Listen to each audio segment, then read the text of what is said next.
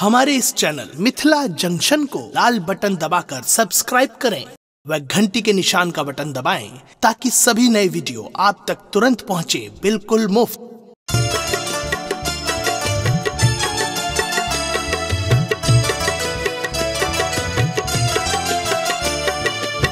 अपने सुन रही थी गंगा कैसेट की प्रस्तुति।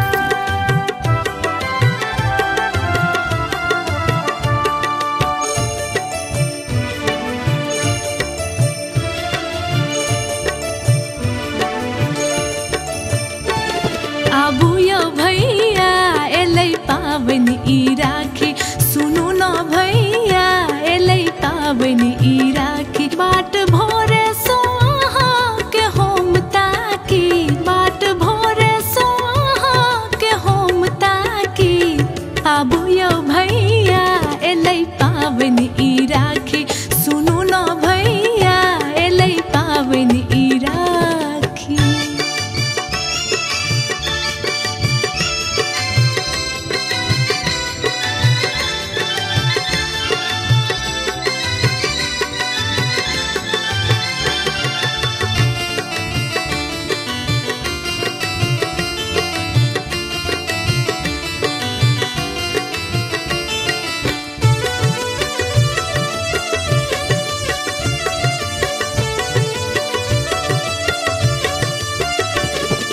सावन केर मास छै दिन पूर्णिमा, पूब केर नभ में सूरजक अरुणिमा।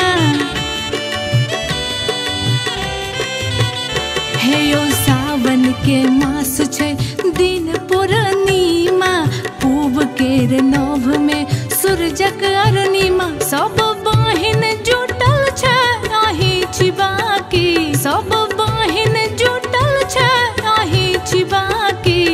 आबू यो भैया एलै पावन ई राखी, सुनू न भैया एलै पावन ई राखी।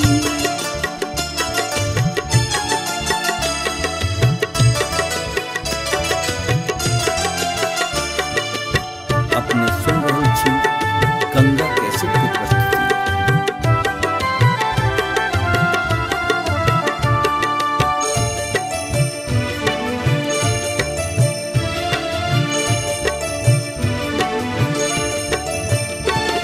सोना केर थारी में अक्षत आ कुमकुम, राखी ल हाथ में बैसल छी गुमसुम।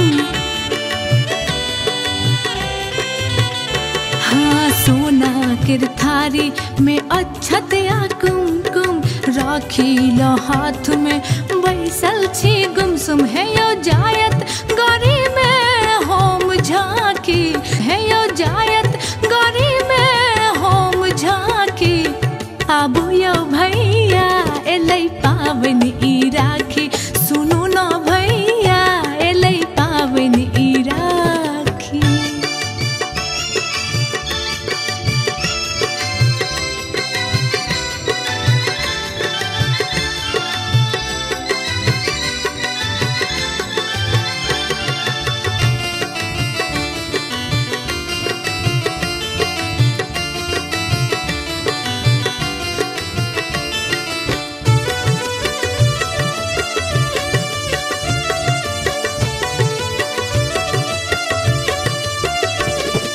कहलौं जे बॉर्डर सँ छुट्टी लाएबै, रानी सँ एहि बेर राखी बान्हेबै।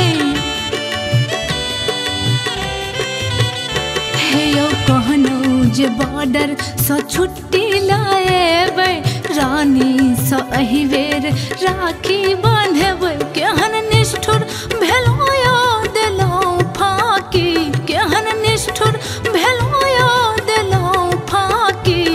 आबू यो भैया एलै पावन ई राखी, सुनू न भैया एलै पावन ई राखी। बाट भोरे सोहा के होम ताकी, बाट भोरे सोहा के होम ताकी। आबू यो भैया एलै पावन ई राखी, सुनू न भैया एलै पावन ई राखी।